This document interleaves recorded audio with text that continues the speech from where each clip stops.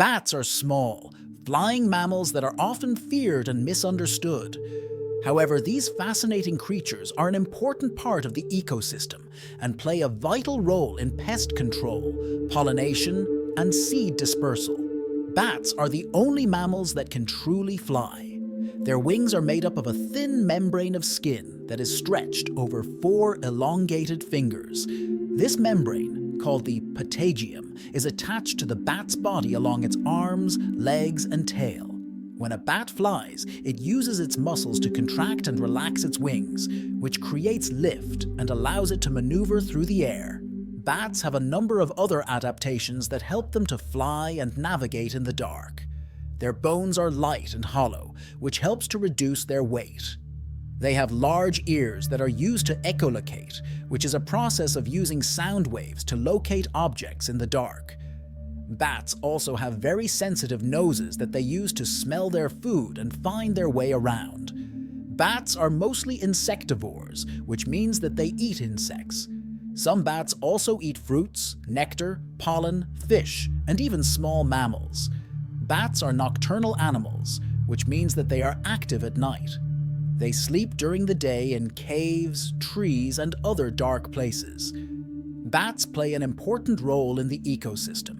They are one of the most important predators of insects, and they help to control populations of mosquitoes, flies, and other pests.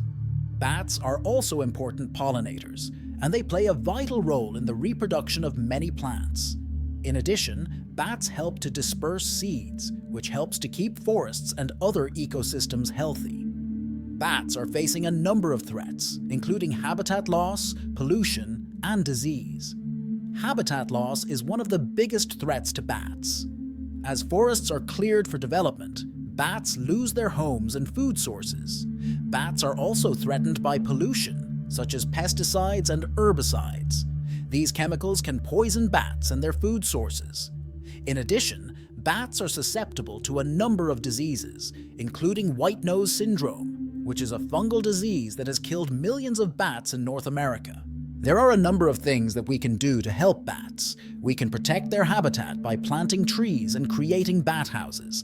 We can also avoid using pesticides and herbicides, which can harm bats and other wildlife. In addition, we can support organizations that are working to conserve bats and their habitat. By taking these steps, we can help to ensure that bats continue to thrive in the wild for many years to come. Bats are fascinating and important creatures that play a vital role in the ecosystem.